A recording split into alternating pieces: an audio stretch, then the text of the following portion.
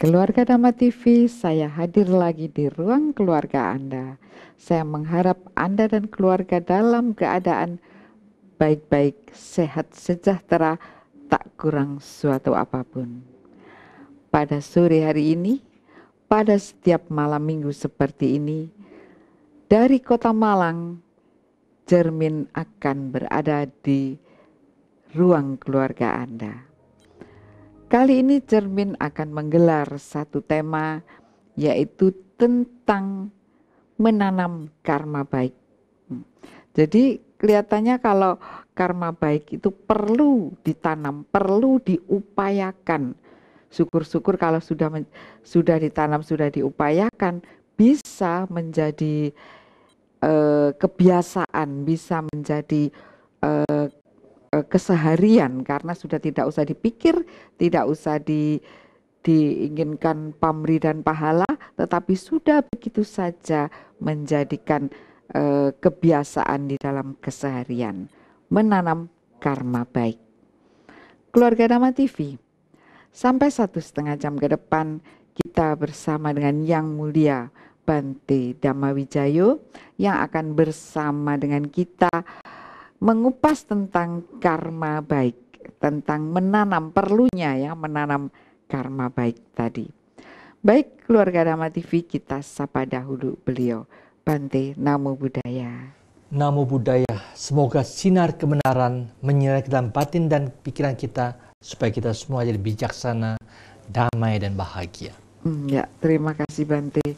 Sore hari ini kita mempunyai satu tema Bante, yaitu menanam karma baik. Nah, ini kelihatannya keluarga Dhamma TV sudah menunggu-nunggu di ruang keluarga untuk menonton Dhamma TV. Kita mulai tentang karma. Karma sendiri itu apa Bante? Ya, kita hidup itu siapapun juga sama, selalu melakukan satu aktivitas di dalam pikiran, di dalam ucapan, di dalam tingkah laku. Dari 3 pintu inilah ada positif, juga ada negatif. Kalau yang negatif ini memang seharusnya dilarang oleh semua agama. Tetapi mereka lebih banyak yang dilanggar. Karena mereka tidak menyadari bahwa karma buruk yang mereka lakukan itu berakibat buruk untuk pihak yang lain. Tetap saja dia langgar. Karena orang lain menderita tapi tidak sadar kok suka membuat penderitaan bagi yang lain. Maka mereka yang mulai sekarang sadar seperti ini, ayolah kita introspeksi, hentikan semua aktivitas yang negatif itu supaya tidak membawa penderitaan bagi pihak yang lain. Demikian juga, siapapun yang punya cara berpikir, ucapan, tingkah laku yang baik, benar, membahagiakan untuk pribadi maupun pihak yang lain. Marilah kita dengan sukacita membuat aktivitas karma-karma positif ini demi kebahagiaan orang lain maupun kebahagiaan kita pribadi, sehingga semuanya jadi bahagia. Itulah tujuan yang jelas bahwa karma, aktivitas yang positif pasti membuat orang lain bahagia, kita pun juga ikut bahagia. Jadi karma baik adalah perbuatan baik, aktivitas baik, begitu Bante. Karma buruk berarti aktivitas yang jelek, yang buruk. Nah, banyak kalimat-kalimat yang sering kita dengar itu nandur pari, tukul pari, nandur alang-alang, tukul alang-alang. Artinya kalau kita menanam karma baik, tentu yang akan tukul, kita akan mendapatkan hasil karma yang baik. Nah, kalau nandur perkoro berarti akan tukul prahoro. Wah, luar biasa. Tentang nandur pari, tukul pari, kalau kita menanam padi tentu akan menuai padi juga Bante.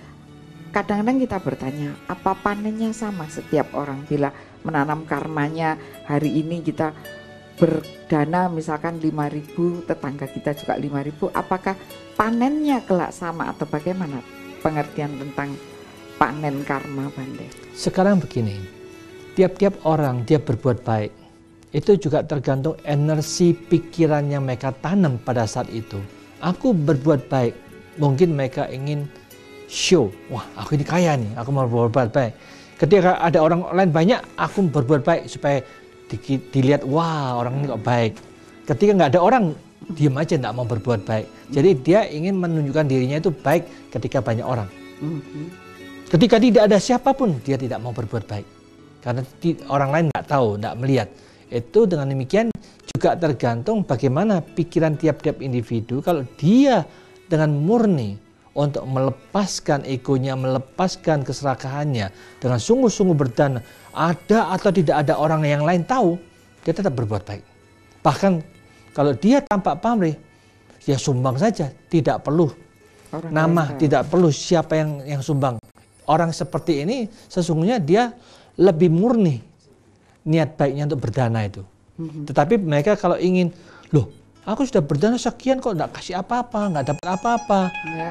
Nah, dengan demikian otomatis itu yang menyebabkan pamrihnya masih kuat. Dengan demikian kekuatannya, hasil buahnya berbeda. Satu bibitnya unggul, satunya kurang unggul. Tapi sama-sama ada buahnya lah.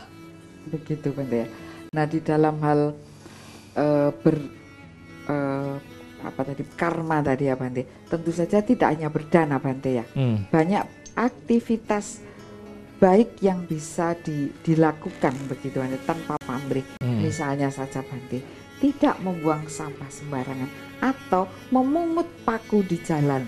Tentu tidak akan mendapatkan adipura apabila memungut. Siapa yang mau tahu kalau Anda memungut paku, seorang pun tidak akan menghargai perilaku Anda. Tetapi apakah ini termasuk karma baik Bante? Orang yang punya kebijaksanaan, mereka memiliki cinta kasih terhadap semua orang, dia akan menyadarin kalau ada batu, kalau ada jarum atau paku di tengah jalan, ini berbahaya untuk orang lain, untuk mobil yang lain. Jadi mereka dengan cinta kasih yang penuh, dengan bijaksana, langsung dia bekerja untuk menyingkirkan. Dengan cinta kasih yang seperti ini mengharapkan semua bebas dari bahaya. Itu bagus, baik sekali kalau bisa dijalankan oleh orang-orang yang sadar, orang-orang yang punya kesempatan pada saat itu. Tidak udah disuruh, dia bisa melakukan. Itulah bahwa berbuat baik seketika itu juga langsung jalankan. Jangan menunggu orang lain tahu baru kita berbuat baik. Tidak usah siapapun yang tahu. Berbuat baik dengan sungguh-sungguh, dengan murni, itu lebih nilai tingginya. Andai kata orang berpikir tentang hal yang buruk Bante ya, berpikir yang buruk tentang tetangga, sesama, tentang pejabat, masih di dalam pikiran saja Bante.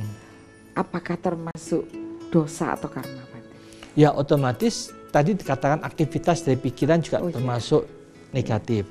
Itu negatif tetapi masih lebih baik tidak diucapkan, masih lebih baik tidak dilakukan, cuma muncul dalam pikiran, jadi itu mengotori batinnya sendiri. Jadi ini masih lebih baik daripada dia melakukan sesuatu atau mengucapkan sesuatu. Tetapi kalau hanya pikiran, dosanya itu, kesalahannya itu ada dalam pikirannya sendiri. Tidak menyusahkan pihak yang lain, yang susah awake dhewe. Jadi 50% penderitaan yang dialamin, tetapi kalau dia lakukan, dia ucapkan, orang lain juga ikut menderita. Bertambah lagi penderitaannya. Jadi mending berpikir pun itu sebaiknya sudah positif saja gitu Bante ya. Ya, kalau memang bisa jangan sampai berpikir negatif apapun juga. Kalau kita melatih hidup ini bagaimana tekniknya untuk berpikiran positif, menghentikan, menyingkirkan semua pikiran negatif apapun juga, itu sangat bagus kalau bisa. Lebih baik begitu Bante ya, daripada senantiasa berpikir buruk, terkungkung oleh pikirannya yang buruk, yang gerangsang, yang benci. Padahal masih di dalam pikiran ini kan sudah membunuh diri sendiri. Ini termasuk kotoran batin Bante. Sesungguhnya dikatakan mereka tidak menyadarin bahwa kebiasaan pikiran buruk itu dia menderita sendiri. Kalau dia menyadari itu penderitaan, dia harus membiasakan bagaimana menyingkirkan penderitaan itu jangan sampai muncul lagi dalam pikirannya. Itulah yang dikatakan orang yang bijaksana itu berusaha sungguh-sungguh pandai dalam mengatur, menata ulang cara berpikirnya supaya dia tidak pernah menderita. Tidak pernah memikirkan apapun yang negatif, yang buruk tidak pernah muncul lagi dalam pikirannya. Itu sangat bagus. Jadi bisa memanage pikirannya, bisa mengatur pikirannya karena mengingat hidup ini bersama-sama dengan orang lain, dengan makhluk lain.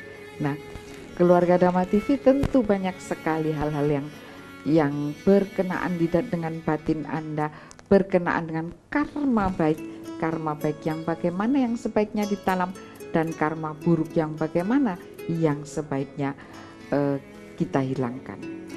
Kita lanjutkan bincang-bincang kita tentang karma baik ini.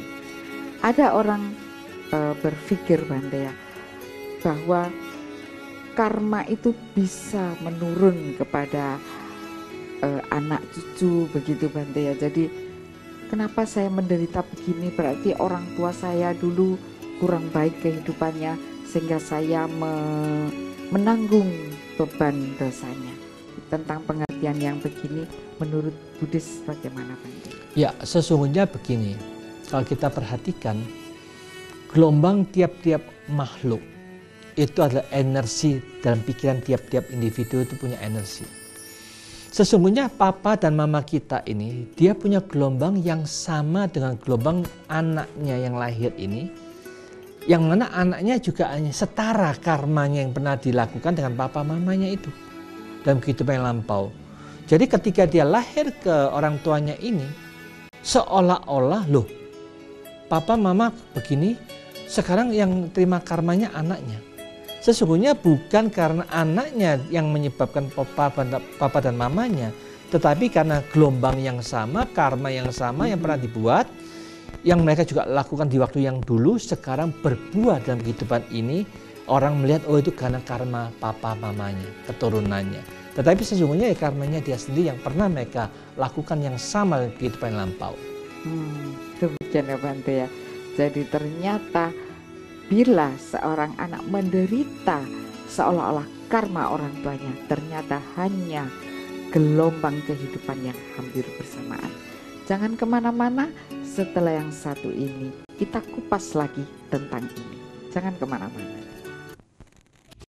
Masih bersama Cermin, kita lanjutkan bincang-bincang kita yang pada sore hari ini bertemakan tentang karma baik, menanam karma baik. Ada beberapa SMS yang sudah masuk ke 081232500912. Ini tidak ada namanya. Dari 08194495 sekian. Selamat sore Bapak, saya ini beragama Islam, tetapi saya suka dengan acara Dhamma TV. Kalau di agama Islam itu namanya pengajian. Saya senang kalau biksu sedang ceramah. Ya, terima kasih. Dan satu lagi, selamat sore Bante, mau tanya, makan ayam atau daging sapi apa sama dengan membunuh? Apakah itu menjadikan karma jelek? Bagaimana? Ya, sesungguhnya kita manusia ini, kalau dilihat ke dalam, kita tidak ada agama di dalam batin kita. Kita hanya melekat, diajar oleh guru kita, diajar orang tua kita punya agama ini. Ini yang menyebabkan kita tidak bisa bersatu di Indonesia karena dipisah-pisahkan oleh suku, dipisah-pisahkan oleh agama. Sehingga bagaimana pemerintah ini seharusnya mempersatukan kita bersama, bagaimana tiap-tiap agamawan hanya mengajarkan kebaikan demi kedamaian, demi kebahagiaan semua, sehingga dengan demikian kita tidak dikotak-kotak oleh agama ini, suku itu. Marilah kita bersatu, apapun yang positif, apapun yang baik, apapun yang berguna, marilah kita terima dengan senang hati bahwa itu memang bermanfaat untuk kita bersama. Demikian juga makan daging yang sudah kita beli 1 kilo, apakah itu ayam, apakah itu daging sapi, sesungguhnya kita tidak melakukan dosa apapun, bukan perbuatan buruk, karena dia sudah bangkai-bangkai, kita boleh makan, kita boleh masak. Dengan demikian tidak usah takut bahwa itu bukan pembunuhan. Jadi tidak membunuh, begitu ya Bante, ya. Jadi bukan karma yang buruk. Bukan. Ya, dipersilahkan saja bagi yang memang menyukai makan daging. Selamat malam Bante, apakah dengan berbuat baik bisa mencapai tingkat kebudaan? Dan satu lagi, apabila sudah mendapatkan jati diri, apakah bisa juga mencapai alam ketuhanan bila sudah melepas jati dirinya? Terima kasih. Ya, sesungguhnya manusia ini siapapun juga harus memahami, karena Sang Buddha sendiri itu ada 3 macam kebudaan. Ada Buddha Panyadika, bahwa beliau menekankan kebijaksanaan itu untuk mempercepat proses mencapai kebudaan. Ada yang dikatakan Kanti Dika, dia menggunakan kesabaran, sabar yang sangat luar biasa sabarnya. Ini membutuhkan 8 asangkya kalpa dan 100.000 kalpa. Sedangkan yang paling lama ini Wirya Dika, dia punya semangat yang luar biasa. Jadi kalau kita hanya baik, hanya kebaikan saja, penuh semangat, selalu berbuat baik, ini pun membutuhkan waktu 16 asangkya kalpa dan 100.000 kalpa. Sangat lebih lama lagi. Maka dari itu kalau kita memang bisa dikombine dengan kebijaksanaan, dengan meditasi, kita akan mempercepat proses untuk pembebasan itu. Nah, siapapun juga yang mengenal akan jati dirinya, berarti dia selalu menyelidiki dan menganalisa melalui mata, telinga, hidung, mulut, tubuh, dan pikirannya diselidiki, dianalisa berdasarkan hukum alaminya, yaitu semuanya itu tidak kekal, selalu berubah. Perubahan itulah yang membuat kita tidak puas, kita menderita karena itu. Penderitaan ini muncul karena kita melekat dan kebodohan kita sendiri. Tidak tahu bahwa itu bukan aku, tetapi kita tetap memegang aku sedang tidak puas, aku sedang ingin ini, ingin itu. Itu membuat kita menderita, tetapi Sang Buddha mengatakan di situ tidak ada aku, kosong dari keakuan, tidak ada intinya. Memahami ketidakkekalan, memahami penderitaan, memahami tanpa aku di situ dengan jelas, dengan bijaksana, kebebasan diperoleh dengan sendirinya ketika batinnya murni, suci. Dia akan menyatu dengan beliau yang maha suci, maha sempurna, yang kita sebut bersama-sama sebagai Tuhan yang maha suci. Disitulah hanya makhluk yang suci baru tahu Tuhan itu bagaimana hakikat yang sesungguhnya. Kalau kita yang masih sama-sama kotor, podo nggak rone Tuhan itu kepiye. Begitu ya. Jadi tidak perlu sok tahu atau percaya tembung jari yang konon mungkin Tuhan itu memakai pakaian emas, mungkin memakai berada di rumah emas. Nah itu mungkin hanya simbolik, ya simbolik khayalan dari seorang manusia. Sedikit melenceng dari tema. Selamat malam Bante. Apakah inti dari meditasi, dan pada saat meditasi mengapa semua masa lalu begitu teringat dan melekat? Apakah meditasi juga termasuk karma baik? Ya, otomatis. Di dalam meditasi itu adalah kita membuat aktivitas cara berpikir kita supaya lebih terfokus. Ketika pikiran ini terfokus, disitulah kita memiliki kemampuan memori-memori yang lampau itu muncul. Sehingga dengan demikian ini, itulah yang dikatakan yang lampau-lampau itu kok muncul. Sehingga kalau kita latihan diperkuat terus, ini bahkan bisa mengingat memori yang lampau, kita berasal dari alam yang mana. Apakah kita dulu dari alam dewa, apakah kita juga dari alam manusia, atau mungkin dari alam binatang. Jadi dengan demikian melatih daya ingat, melatih konsentrasi ini akan memperkuat daya ingat kita yang lama-lama itu teringat, akan memiliki kemampuan untuk melihat flashback kehidupan yang lampau juga bisa. Jadi dengan demikian itu sangat baik. Dengan demikian ya otomatis itu merupakan satu kewajaran, kita akan mampu melihat, mengingat yang lampau-lampau muncul dalam pikiran kita. Maka dari itu, kalau kita tidak murni moralitas kita, kita akan menyesal dan sedih melihat, waduh dulu aku kok jelek begitu. Jadi dengan demikian meditasi itu harus dibarengin dengan moralitas yang baik.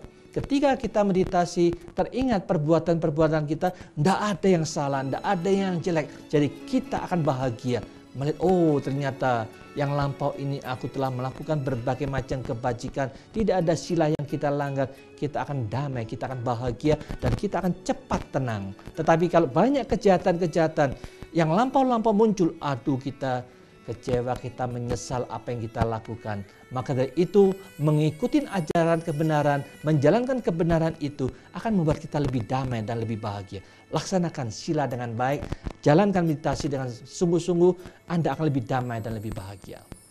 Ya, terima kasih. Dari Bapak Suhadi di Blitar. Selamat malam. Saya ingin bertanya, apakah membaca kitab suci termasuk karma baik? Dan saya juga ingin mempunyai buku Parita, di mana membelinya. Terima kasih. Bagaimana, Ya, Bante? otomatis membaca kitab suci itu adalah memancing pikiran kita untuk membaca sesuatu yang positif. Setiap detik, apapun yang positif yang kita baca itu akan memancarkan 10 miliar lebih gelombang-gelombang positif dalam pikiran kita, berarti karma yang sangat baik. Apalagi kalau kita bisa membaca Parita dengan sungguh-sungguh, Parita itu akan membuat kita lebih damai, lebih bahagia. Kalau Anda ingin mendapatkan, Anda bisa mampir ke Basuki Rahmat 32 Malang. Atau juga boleh SMS ke saya 0341 7680 680. Ya, Bisa langsung kontak. Ya. Dipersilahkan ya bagi Bapak Suhadi dari Blitar, apabila ingin mendapatkan Parita, dipersilahkan juga bisa mengkontak beliau di 0341 7680 680. Dipersilahkan. Baik, selamat sore, nama saya Sony di Malang. Bagaimana kita melupakan pengalaman buruk di masa lalu? Karena saya masih terobsesi terus dengan masa lalu itu. Padahal saya ingin menjadi orang baik. Bagaimana caranya, Bante? Terima kasih.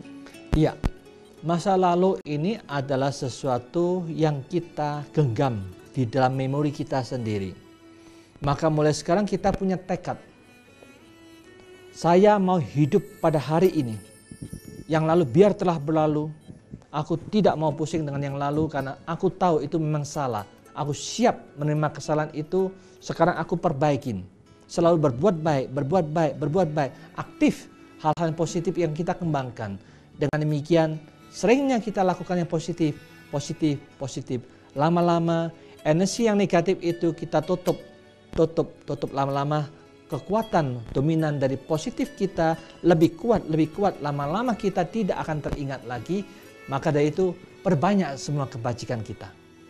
Ya, demikian ya keluarga Dhamma TV, sedikit SMS yang sudah kita baca, banyak alusi yang sudah kita kupas. Jangan kemana-mana, tetap di cermin. Menanam karma baik. Baik, ada satu pertanyaan yang cukup menggelitik hati saya, Bante.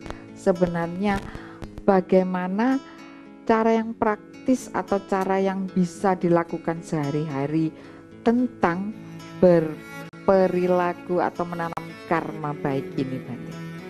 Ya, sesungguhnya kalau kita perhatikan, berbuat baik itu banyak hal yang bisa dilakukan. Di mana saja, kapan saja kita ada kesempatan berbuat baik, lakukan saat itu juga. Jadi jangan disia-siakan waktu yang baik itu. Maka dengan demikian orang yang bijaksana, dia selalu bisa menggunakan waktu setiap saat untuk mengembangkan kebaikan. Di dalam mengembangkan kebaikan itu yang paling gampang adalah aktivitas pikiran kita. Aktivitas yang positif yang kita bangkitkan setiap saat. Kita misalkan semoga semua berbahagia, semoga semua berbahagia. Atau kita sebut Putho, Putho, Putho. Atau dari agama lain ya sesuai dengan keyakinan mereka. Ada yang menyebutkan Omitwofo, Omitwofo. Ada yang menyebutkan Yesus, Yesus. Atau yang ada yang menyebutkan Allah Akbar, Allah Akbar. Selama itu positif, jalankan, kembangkan setiap detik, setiap saat. Supaya kita punya energi positif dalam pikiran kita. Itu yang paling simpel, gampang, dan bisa dilakukan semua pihak. Jadi dengan berkata-kata yang baik ya. Misalkan. Hanya sebutkan dalam batin aja. Sebutkan dalam batin, sementara aktivitasnya tetap dijalankan, tetap biasa. Tugas kewajiban kita tetap laksanakan. Jadi intinya dengan berpikir positif, karena sedang di dalam batin sedang mengucapkan kata-kata yang positif, tentu itu akan membawa dampak yang positif juga. Kan sayang, saya sedang berpikir positif, sedang berpikir tentang Tuhanku, tentu aktivitas saya juga lebih baik yang positif-positif saja. Dan apakah ini termasuk meditasi, Bante? Memang di dalam meditasi itu diantaranya kita berusaha untuk melakukan yang terbaik yang bisa kita lakukan. Selama itu positif, baik, berguna, jalankan. Itu termasuk sudah ada usaha yang benar. Jadi boleh dijalankan. Bagus, baik, laksanakan aja. Jadi yang seperti itu ternyata banyak juga kegunaannya untuk juga membentengi pikiran yang, karena kadang-kadang kalau ngelamun kan mikir yang tidak. Tadi ada yang bertanya bahwa sering berpikir tentang masa lalu, berpikir tentang yang dahulu-dahulu, begitu Bante. Jadi dengan meditasi seperti ini mengajak pikiran hidup pada saat ini, berpikir ya, pada itulah saat ini. Istilahnya pikiran ini kalau dibiarkan itu tidak ada arah, tidak ada tujuan. Dia semrawut, segala sesuatu dipikirkan, jadi kita tidak ada tujuan, tidak ada pegangan dalam pikiran kita. Alangkah baiknya mulai sekarang kita bersama-sama punya pegangan sesuai dengan keyakinan kita masing-masing. Kalau yang Buddha ya sebut aja Buddha. Yang agama lain ya sesuai dengan keyakinan mereka. Sebutkan berulang-ulang kata-kata positif itu. Sehingga dengan demikian ini ada sesuatu pancingan diarahkan yang positif. Yang negatif itu disingkirkan semua secara otomatis. Mereka tidak pernah muncul pikiran negatif lagi. Kalau diarahkan positif terus. Ya, demikian keluarga Dhamma TV. Dari Bapak Jarot di Kepanjen, selamat malam. Saya seorang Muslim. Saya jadi senang sekali dengan acara ini. Mbok Yao, waduh ini apa ini? Mbok Yao punya pendapat seperti yang Bapak ucapkan karena banyak orang yang keliru pada saat ini. Terima kasih atas simpatinya Bapak Jarot. Ya. Kalau percaya harus dengan melihat, apakah agama Buddha juga begitu? Bagaimana ini Pak Bante? Dari Suci dari Wlingi, terima kasih. Kalau percaya harus dengan melihat, apakah agama Buddha harus begitu? Artinya dipikirkan begitu ya? Mungkin begitu. Coba lebih begini istilahnya. Memang di dunia ini banyak kepercayaan dan satunya keyakinan. Nah, ya. Kalau percaya itu berarti kita sudah tidak perlu membuktikan, tidak perlu tahu. Bos, pokoknya yang kitab suci percaya betul gitu. Itu namanya percaya. Jadi kita percaya benar atau salah pokoknya betul gitu aja. Itu namanya percaya. Tetapi keyakinan itu kita diminta harus kita bisa lihat, membuktikan kebenaran itu di dalam kebenaran itu sendiri.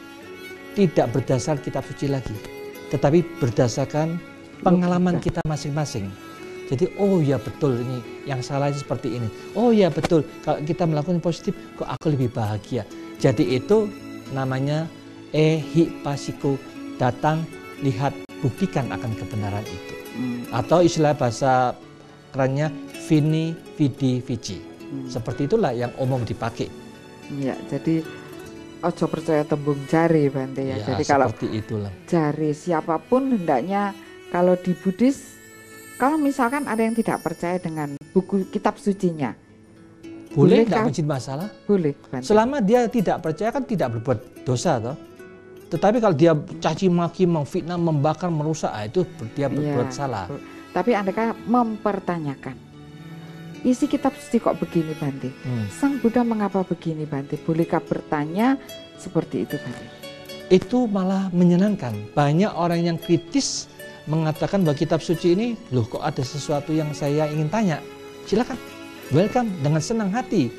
Para biku senang menjawab keraguan-keraguan mereka dari dalam kitab suci itu. Boleh? Misalkan di situ disebutkan tentang hal-hal yang mungkin kurang masuk akal begitu, tetap para biku akan menerangkan Bante. Boleh, sangat menyenangkan. Ada penelpon. Ya, silakan masuk. Halo, selamat malam. Selamat malam, Bu. Selamat malam dari? Ini dari Ki Kecil yang ada di Papar. Nggih, Ki Kecil Sugeng Sonten. Monggo silahkan. Nggih. Namo Buddhaya, Bante. Ya, namo budaya Ki Ketul. Gini, rubriknya kok menanam karma baik. Ini menurut pengamatan saya loh, Bante. Iya. Mungkin nanti Bante bisa memberikan penilaian betul atau tidak. Nanti saya bisa mencerna lebih jauh. Begini, menurut pengamatan saya, di dalam masyarakat ini ada orang baik yang benar-benar baik, itu ada. Ada orang baik yang kebaikannya itu sekedar hanya untuk kebaikan tertentu. Misalnya begini, saya ini orang baik loh Mas, tapi kalau saya juga dibaiki, kalau saya tidak dibaiki ya saya ya tidak mau. Prinsip seperti itu apa bisa dibenarkan, apa itu prinsip yang salah, Bante? Mohon diberi penjelasan. Sebelumnya saya ucapkan matur nuwun. Nggih, matur nuwun. Ya, memang betul Pak Ki Ketul, kita memang berbuat baik itu seharusnya tidak ada pamrih. Kalau kita ada pamrih, nanti akan lebih cepat kecewanya. Jadi kita akan merasa sesuatu, loh aku berbuat baik kok tidak dapat kebaikan. Jadi akhirnya mereka kecewa, itu membuat mereka menderita. Alangkah baiknya mulai sekarang, apapun yang bisa menyebabkan kita menderita, jangan dilakukan seperti itu. Berbuat baik sekedar untuk kebaikan itu saja. Dengan sungguh-sungguh, selesai ya sudah. Apakah nanti dapat balasan atau dibalas oleh yang lainnya, tidak usah dipikirkan. Orang yang berbuat baik dengan mutlak, murni seperti itu, dia tidak pernah menderita. Dia tidak pernah kecewa dengan kebaikannya. Tetapi kalau dia ingin balasannya, akhirnya banyak kecewanya, banyak menyesalnya, dan orang ini tidak pernah bahagia nantinya. Sangat disayangkan. Tidak bahagia ya Bante. Iya. Apalagi Ki Kecil tadi mengatakan bahwa saya ini bisa baik kalau dengan catatan, masih dengan catatan, dengan garis bawah dia juga baik pada saya. Pamrihnya berarti ada koma Bante. Iya, tetapi itu. Nah kalau dia jahat, wah saya lebih jahat. Bisa begitu rasanya ini. Matur nuwun Ki Kecil untuk kontaknya 77. Baik keluarga Dhamma TV, kita break sejenak untuk mempersilahkan yang satu ini. Masih di Dhamma TV. Kali ini tema kita yaitu tentang menanam karma baik. Ada pertanyaan dari 08575522. Sekian-sekian. Apakah perbuatan baik langsung dapat timbal balik secara langsung? Kemudian ada lagi yang hampir mirip pertanyaannya Bante. Selamat malam Bante, karma baik itu apakah ada sejak kecil? Pertanyaannya hampir sama. Ya, otomatis sesungguhnya karma baik itu adalah simpanan-simpanan di dalam memori kita pribadi masing-masing. Kalau kita memahami dan lahir dan mati sudah berkali-kali, jutaan, ratusan juta kali sampai sekarang, otomatis tiap-tiap orang ini sudah mengumpulkan positif dan negatif kita masing-masing. Maka dengan demikian, semenjak kecil, tiap-tiap orang sudah ada bibit karmanya yang pernah mereka lakukan dalam kehidupan yang lampau, sekarang sedang mereka terima saat ini juga. Maka dari itu, siapapun juga yang rajin membangkitkan energi positif setiap saat, dimanapun juga kita memandang dengan positif, dimanapun juga kita membangkitkan yang positif, apapun yang positif itu akan membuahkan hasil yang langsung buat kita damai dan bahagia, bisa menghasilkan langsung saat itu juga. Langsung, ya. Ada penelpon. Halo, selamat malam. Halo, selamat malam Bante. Iya, malam. Silakan. Iya Bante. Iya, malam Bante. Ini Bante mau tanya-tanya Bante. Oh ya, silakan. Iya. Gini Bante, setahu saya karma itu kan ada dua ya Bante. Ada karma baik, ada karma tidak baik ya Bante ya. Iya. Mohon jelaskan barangkali ada perbedaan Bante ya.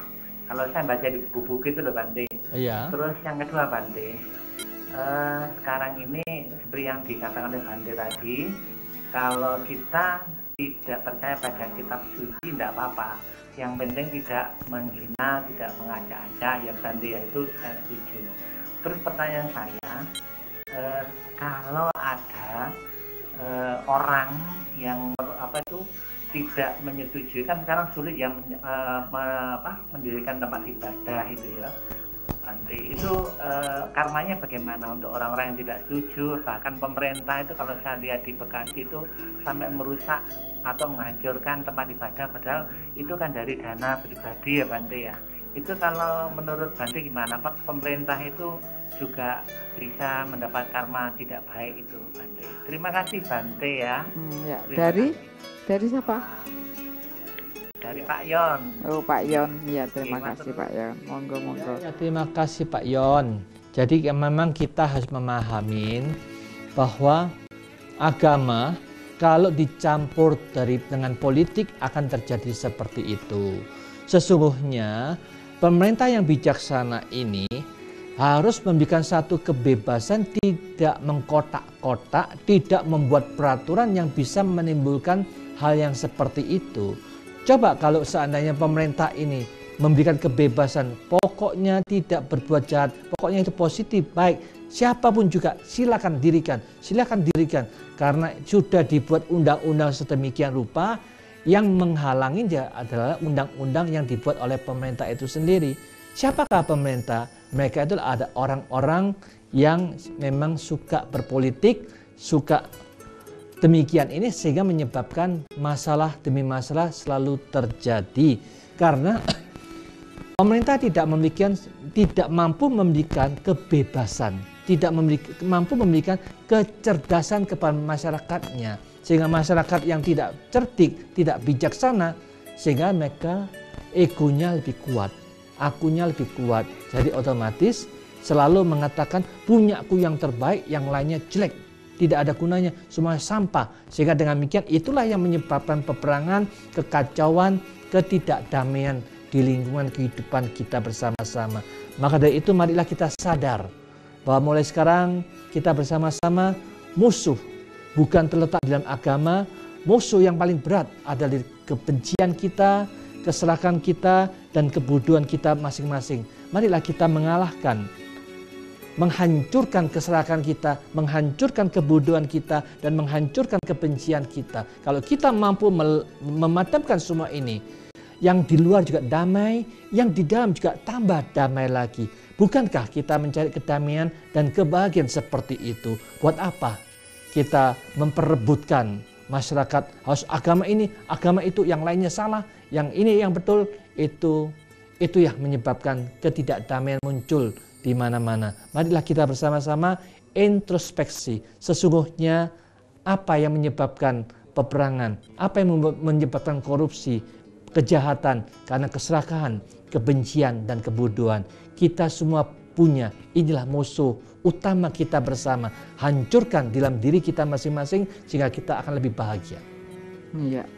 Jadi demikian ya keluarga Dhamma TV.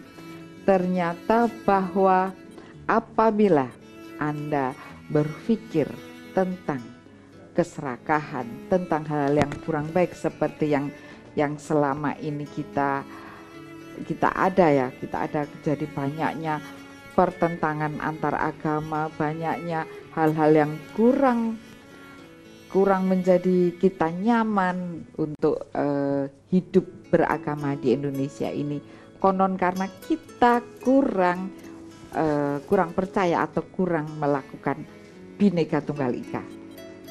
Apapun agamanya, yang penting tetap dalam satu wadah, yaitu Bhinneka Tunggal Ika. Manakala setiap warga memegang atau mengupayakan Bhinneka Tunggal Ika, sadar tentang Bhinneka Tunggal Ika, tentu tidak terjadi apa-apa. Berbeda-beda tetapi satu juga, mengingat kearifan lokal kita dari ujung sana, dari Pulau W sampai ke Papua sana, banyak sekali suku, banyak sekali ras, banyak sekali agama, banyak sekali kepercayaan lokal dan pemahaman. Nah, disinilah perlunya kita berada dalam satu payung Bhinneka Tunggal Ika. Baik, kita lanjutkan pada pertanyaan dari Bapak Agus. Di zaman dahulu itu dunia masih banyak hutan lebat dan isinya berbagai macam hewan dan manusia. Kini yang banyak adalah mobil dan mobil. Semuanya itu ada yang menciptakan. Begitu juga dengan bumi. Menurut agama Buddha itu bumi, dunia ini apa ada yang menciptakan. Seperti juga di agama lain. Jadi bumi ini apa yang menciptakan atau bagaimana? Sesungguhnya masalah ini karena tidak ada satupun yang tahu, tidak ada satupun yang bisa membuktikan, ini bukan kesunyataan. Jadi silakan yang mau percaya silakan, yang tidak percaya pun tidak menjadi masalah. Karena sesuatu yang tidak ada yang tahu buat apa diperdebatkan, buat apa diperbincangkan, karena tidak mendatangkan manfaat. Bagaimana permulaan dunia, bagaimana permulaan manusia yang pertama, podo-podo nggak runi, nggak usah dipusingkan lah. Walaupun itu ada di kitab Sang Buddha, tapi kita nggak usah terlalu memusingkan. Karena kita baca, kita percaya nggak ada manfaat. Kita tidak percaya juga tidak ada manfaat. Podo-podo dua-duanya nggak ada manfaatnya. Lalu buat apa kita debatkan hal ini? Ya. Yang mendebatkan lebih baik para ilmuwan saja. Ya, biarkan ilmuwan yang mendebatkan, yang mencari asal-usul manusia. Kita lebih baik cari ke dalam diri kita sendiri supaya kita lebih damai, lebih bahagia. Ojo golek masalah lah. Nah, ya. Ini ada pertanyaan. Orang yang menjalankan sadar dan sabar itu kok sering. Nah ini ya, orang yang menjalankan sadar dan sabar kok sering ditipu. Misalnya pinjam uang gak dikembalikan. Nah apa kita harus sabar atau bagaimana Bante? Ya inilah yang dikatakan sabar, sadar, kurang satu, kita kurang bijaksana. Yang bijaksana itu adalah kita ada keberanian untuk berpikir resiko dari meminjamkan uang. Pasti apakah kita mampu kalau mereka tidak membayar kepada kita. Kalau kita merasa sanggup, siap, aku memang mau membantu orang ini. Aku pinjemin, kalau bayar nggak bayar, kita siap untuk mengatakan aku sumbang. Tapi dalam hati, katakan seperti itu, tapi ya kok bisa dikembalikan. Tetapi kalau kita tidak ada siap untuk memberikan pinjaman dan tidak dibayar oleh mereka, sebaiknya ya jangan meminjamkan kepada si peminjam itu. Sudah didapet, jadi perlunya bijaksana. Bante selalu mengatakan tansa eling lan waspodo. Nah itu yang kurang. Baik, terima kasih Bapak Sudari David. Keluarga Dhamma TV, kita mempersilahkan yang satu ini lewat terlebih dahulu sambil merenungkan yang sudah kita dapatkan. Jangan kemana-mana. Terima kasih, masih bersama Cermin. Kali ini temanya yaitu tentang menanam karma baik. Dari Angger di Sukun, saya mau nanya Bante, banyak orang bilang kalau di agama Buddha tidak ada Tuhannya. Nah saya mau nanya, cara umat Buddha berdoa seandainya sedang menderita bagaimana? Terima kasih banyak Bante. Waduh, ya, memang kalau kita lihat di kitab suci, hampir bisa dikatakan semua kitab suci, kalau dari asalnya tidak ada satupun yang mengatakan Tuhan. Karena apa? Di Al-Quran mengatakan tiada Tuhan selain Allah. Maka dari itu kalau kita sebagai umat Buddha, tidak ada Tuhan selain Nibbana. Dalam arti kata, siapapun juga yang mengalami problem, penderitaan, tidak usah mencari sesuatu yang di luar, tetapi memahami bagaimana caranya aku ini bisa menyingkirkan, melenyapkan, memadamkan, menghancurkan penderitaan itu.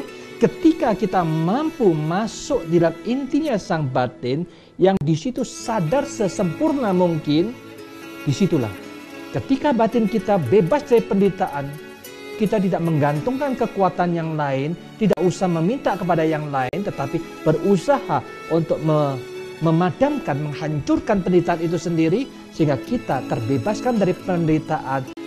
Disitulah yang dikatakan tiada Tuhan selain Nibbana. padamnya penderitaan, batin kita suci murni, baru tahu hakikat Tuhan yang Maha Suci. Itulah ketuhanan dalam agama Buddha memang jauh berbeda dengan ketuhanan-ketuhanan agama lain. Karena memang begitulah hidup beragam, punya pendapat, punya pandangan, punya menilai macam-macam. Kita silakan merenungkan mana yang benar, mana yang baik. Kita bersama-sama untuk dengan sukacita untuk membanding-bandingkan. Semua agama mengajarkan kebaikan. Yang baik itulah yang kita ambil bersama, bersatu padu, kita mengembangkan demi kesejahteraan, kebahagiaan semuanya.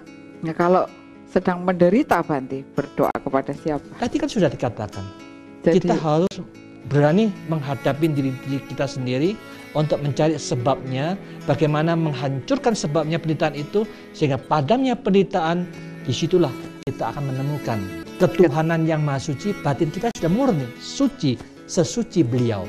Ketika gelombang kita sama, suci murninya sama, baru kita tahu hakikat Tuhan yang Maha Suci itu. Jadi problem apapun tidak akan yang terlalu berat di dunia ini. Sesungguhnya problem apapun itu adalah permainan pikiran kita sendiri. Kalau kita mampu mengatasi permainan pikiran kita, oh, it's just fun. Semuanya permainan pikiran. Oh, begitulah indahnya pikiran kita. Sehingga apapun yang membuat kita menderita, kita selalu tersenyum menghadapi problema itu. Jadi umat Buddha tidak pernah menganggap problem di dunia ini sebagai problem yang berat. Tetapi karena tahu yang terberat adalah mengatasi problem yang ada dalam manajemen pola berpikir kita pribadi, kita mampu melenyapkan penderitaan itu, selesailah sudah problem itu. Karena sumbernya dari pikiran kita sendiri. Begitu, Bante, ya. Ini ada pertanyaan ini, Bante. Dalam suatu saat pikiran dikatakan hanya ada satu proses pikiran.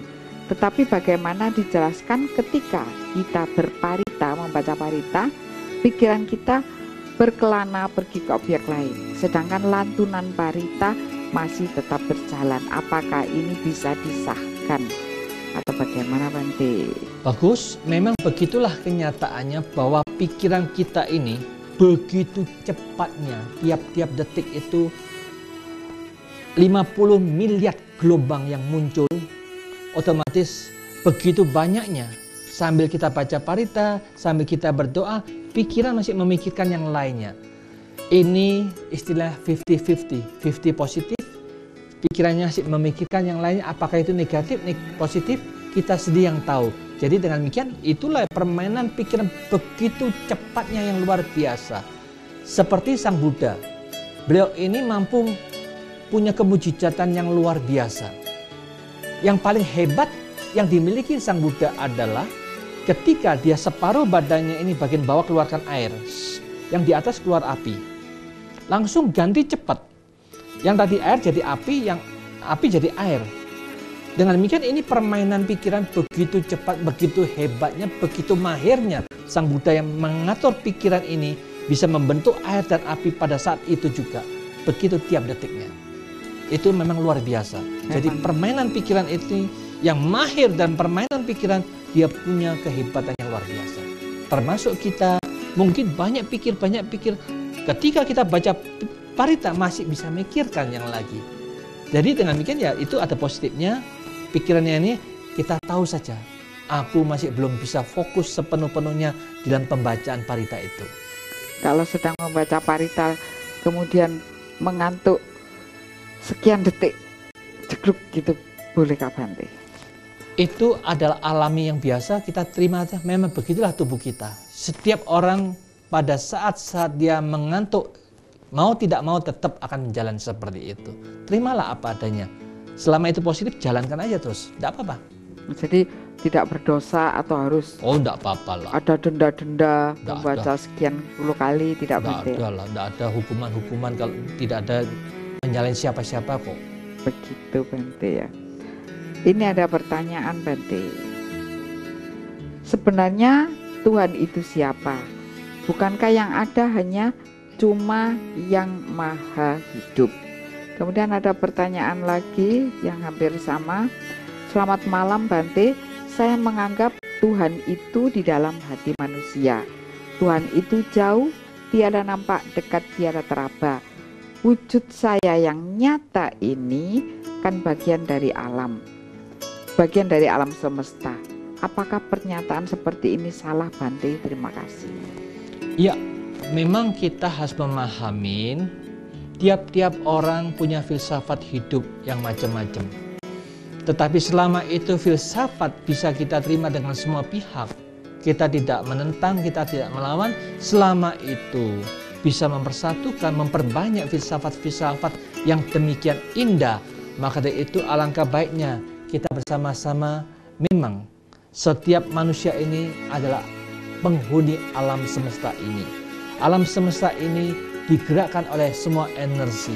Tubuh kita adalah energi, pikiran kita energi. Ketika kita mampu melihat energi permainan dari pikiran kita dan menemukan intinya energi masuk ke dalam situ, apakah itu ketika kita sudah mencapai kesucian dalam batin dan pikiran kita, baru sesungguhnya kita bersama-sama akan mengerti hakikat Tuhan yang Maha Suci ternyata ada di dalam batin kita masing-masing. Maka dengan demikian tidak salah yang dikatakan itu bahwa Tuhan ada di dalam diri kita ketika gelombang pikiran kita setara, sama-sama suci, sama-sama murninya, baru kita tahu. Tetapi kalau kita masih punya keserakahan, punya kebencian, punya kebodohan, mengatakan Tuhanku yang betul, Tuhannya mereka salah, ini adalah Tuhan yang bisa mengajarkan perang. Jadi kita sama-sama tidak usahlah kita bicara siapa yang benar, siapa yang salah. Bersihkan batin kita sama-sama. Ketika kita bersih, kita akan baru tahu saat itu. Sing Tuhan, sing benar itu nok ndi. Tek ngene podo-podo ngomong gede. Jadi kita tidak usah bertengkar, mengatakan siapa yang benar dan siapa yang salah. Alangkah baiknya kita menaklukkan, membersihkan kekotoran batin kita masing-masing. Bersihkan, sucikan terus-menerus. Disitulah ketika Anda mencapai kesucian, Tuhan yang Maha Suci telah Anda temukan di dalam diri Anda sendiri. Di situ pada saat itu Anda tidak akan bertanya-tanya lagi masalah Tuhan. Kalau kita masih tanya Tuhan, wong podo gak runi Tuhan kepiye, model kepiye, podo gak taunya. Ya enggak usah pusingkanlah masalah begini.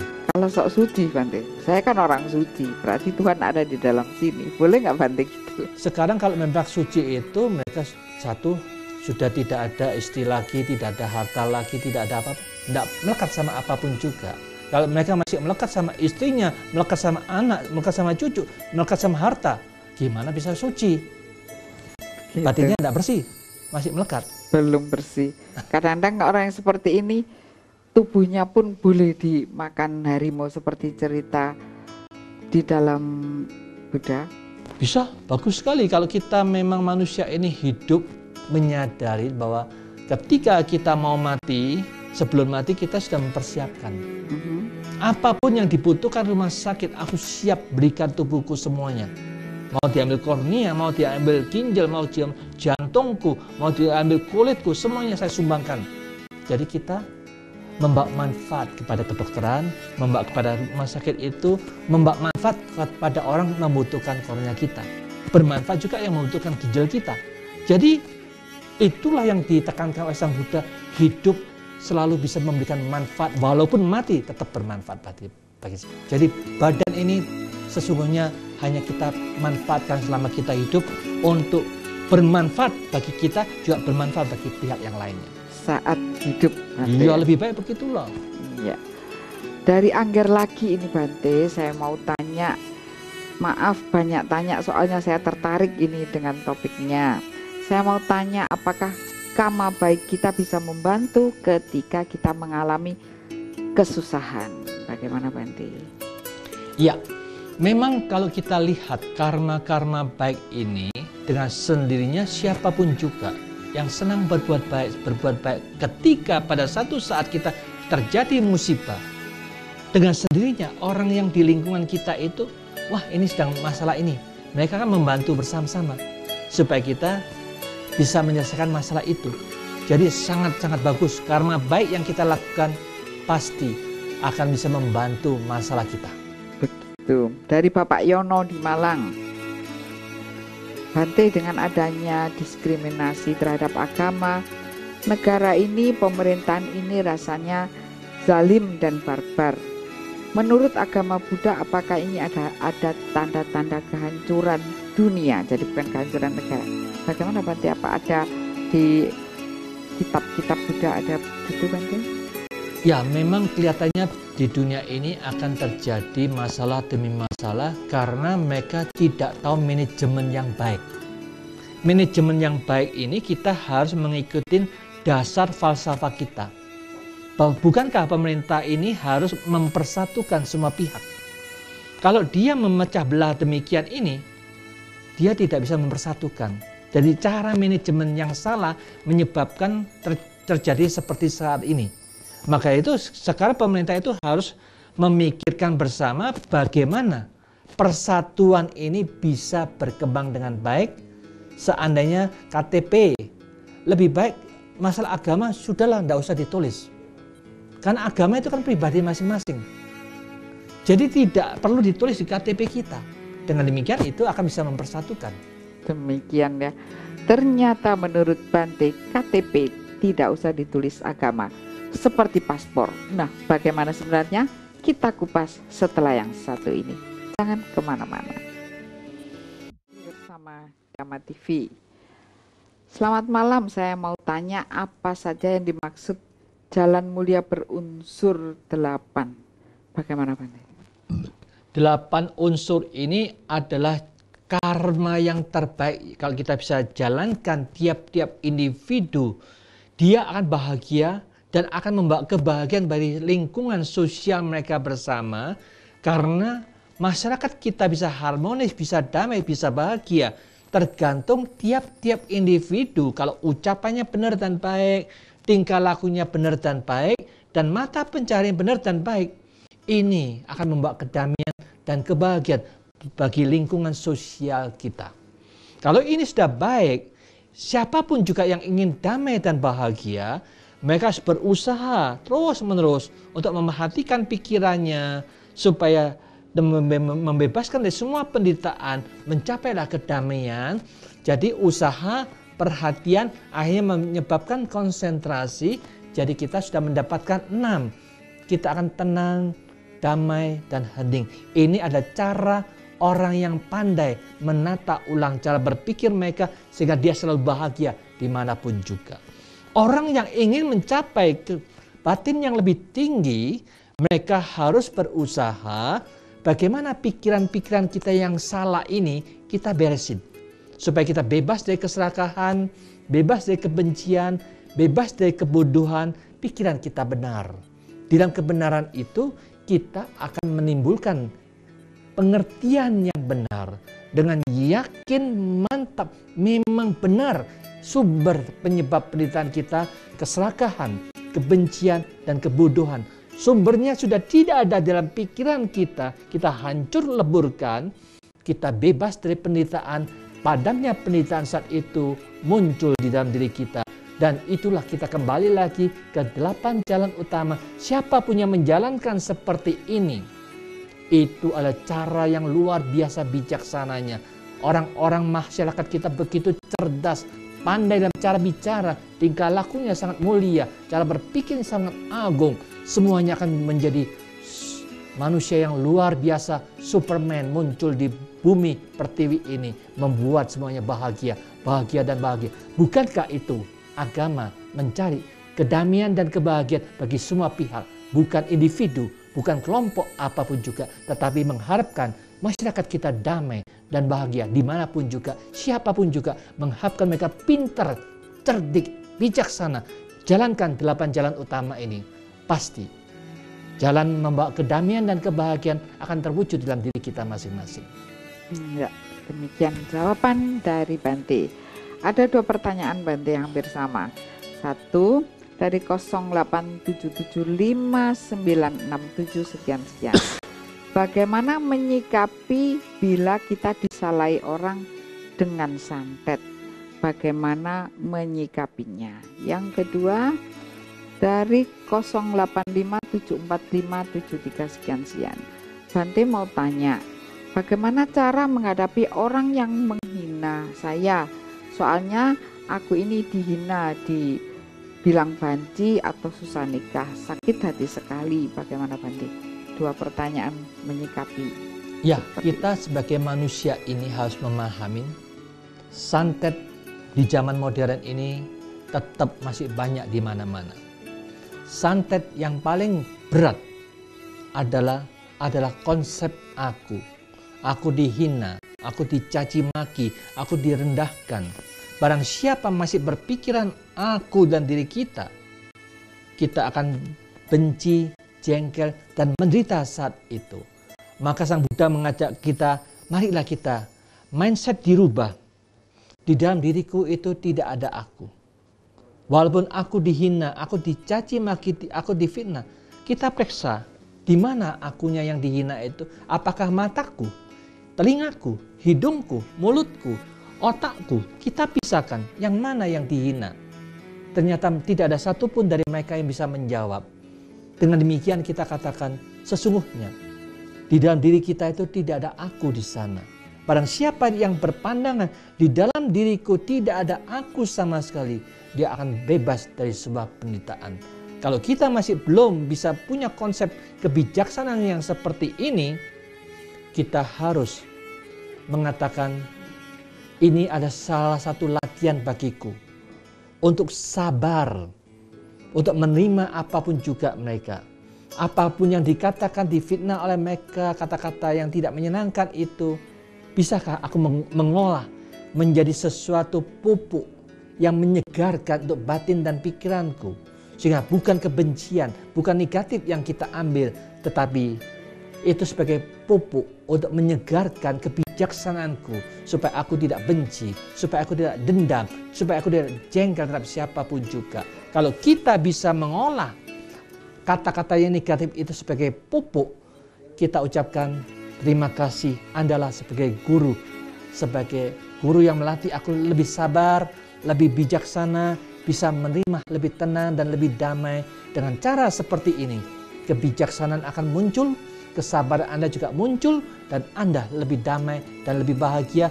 Melepaskan konsep keakuan, Anda akan bebas dari semua masalah itu juga. Maka dari itu, siapapun juga yang kena santet, mereka berarti kehidupan yang lampau, kita mungkin juga pernah melakukan hal seperti ini, sehingga buahnya saat ini muncul. Tetapi kalau kita sudah memahami, kita sudah terkena, marilah kita bersama-sama membangkitkan segi positif yang sebanyak-banyaknya di dalam diri kita. Energi negatif yang dari santet itu dengan energi positif yang kita bangkitkan, akhirnya energi yang negatif itu akan menjauh. Kekuatan energi positif yang kita bangkitkan itu menyebabkan kita terbebaskan dari santet itu sendiri. Maka dari itu setiap saat jangan lupa berbuat baik sebanyak-banyaknya. Terus menyebutkan Buddha atau Buddha. Energi Buddha ini merupakan energi yang luar biasa yang akan melindungi diri kita dari semua kekuatan negatif, tidak akan mengena diri kita. Ya. Dan jawaban Pandit tadi juga ditujukan kepada Meta di Malang yang pertanyaannya sama, yaitu apa yang harus saya lakukan bila ada orang yang suka mengatakan hal buruk tentang saya padahal orang di sekitar padahal itu tidak benar atau fitnah. Jawabannya sama dengan dua yang tadi ya Bante ya. Kemudian ini lagi, selamat malam Bante, saya mau tanya gimana cara menghilangkan penyesalan karena pernah kita perbuat Bante, masa lalu Bante. Ya, memang kita sebagai manusia pasti ada kesalahan yang pernah kita lakukan. Maka dari itu kita setiap hari bertekad, mulai sekarang, kejahatan-kejahatan apapun yang aku lakukan dahulu, aku tidak akan mengulang lagi. Mulai sekarang aku hanya melakukan kebaikan-kebaikan. Tidak membunuh, tidak mencuri, tidak berzinah, tidak berkata-kata kasar, berbohong, mencaci maki terhadap siapapun juga. Aku akan mengembangkan segi positif setiap saat, sebut Buddha setiap saat. Dengan demikian kebiasaan pikiran positif itu akan mampu menetralisir. Bagaikan satu gelas air dengan 2 sendok garam, ini asin sekali. Anda jangan isi garam lagi, tetapi pindahkan ke galon, teteskan air yang positif, putho, putho. 1 hari putho, Anda bisa melakukan sampai 30.000 kali putho, berarti 30.000 tetesan air. Mudah-mudahan itu akan mampu menetralisir, airnya tidak akan asin lagi. Dengan pikiran-pikiran energi positif yang Anda bangkitkan itu, ada sarana yang menyebabkan lemahnya kesalahan-kesalahan itu makin lama makin pudar, dan pada satu saat dia akan tidak terasa asin lagi. Tapi garamnya masih ada di dalam air itu. Anda tetap bertanggung jawab terhadap apa yang Anda lakukan, tetapi Anda siap menerima akibatnya dan Anda tidak mau memusingkan lagi. Berbuat baik sebanyak yang bisa Anda lakukan. Inilah cara untuk menetralisir hal-hal negatif yang pernah Anda lakukan supaya tidak diulang, dipikir lebih baik.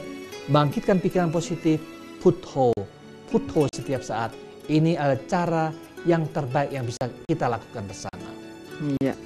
Jadi kemudian tentang menanam karma baik, sekali lagi ya Bante ya, untuk di penghujung waktu ini mohon dijelaskan kira-kira yang simple yang bisa dilakukan oleh segala usia Bante. Bagaimana Bante? Para pemirsa yang berbahagia, begitu indahnya manusia yang pandai menggunakan mata. Aktivitas mata kita melihat sesuatu. Apa yang muncul dalam pikiran kita? Bangkitkan yang positif. Singkirkan yang negatif dari mata itu. Jangan sampai membuat batin dan pikiran kita dikotorin apapun yang kita lihat itu. Itu termasuk aktivitas karma yang positif melalui mata kita. Demikian juga telinga ini. Kita sering mendengarkan berbagai macam hal kata-kata itu. Mampukah kita memiliki aktivitas yang begitu canggihnya? Apapun yang negatif, ternyata mampu kita saring dan mereka jatuh, tidak masuk ke dalam batin kita. Yang masuk hanya yang positif, yang jernih, yang baik, yang berguna kita simpan dalam batin dan pikiran kita. Itu pun termasuk aktivitas menggunakan telinga kita dengan sebaik-baiknya. Demikian juga masalah hidung, lidah kita. Apapun yang kita ucapkan, yang kita lakukan melalui aktivitas ucapan kita. Kalau kita mampu berbicara yang positif, yang berguna, yang bermanfaat, yang membuat semua orang dengar damai dan bahagia. Marilah kita bersama-sama penuh semangat melakukan ucapan yang positif ini. Apapun yang kita lakukan dengan tubuh jasmani ini, aktivitas karma kita, tolonglah, bantulah mereka yang perlu dibantu dengan tubuh kita ini. Anda pun bisa membantu, mengembangkan hal positif, sehingga menyebabkan meringankan beban orang lain. Anda pun juga bisa melakukan ikut donor darah dimanapun juga Anda. Orang-orang membutuhkan darah Anda. Kembangkanlah 4 bulan sekali donor darah. Dan Anda siap mendonorkan kornea, mendonorkan ginjal, mendonorkan apapun juga. Karena orang yang baik suka berbuat baik. Aktif yang baik. Siapapun yang melakukan seperti ini, mereka itulah sesungguhnya yang menjalankan agama.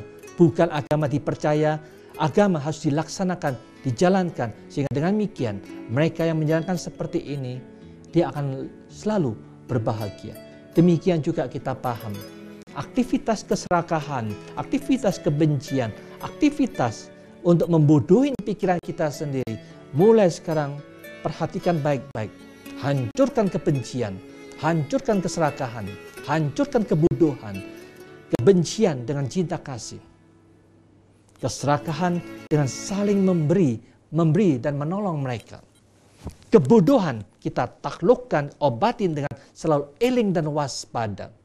Barang siapa menjalankan seperti ini, keserakahan berkurang, kebencian melemah, dan kebodohan akan lenyap.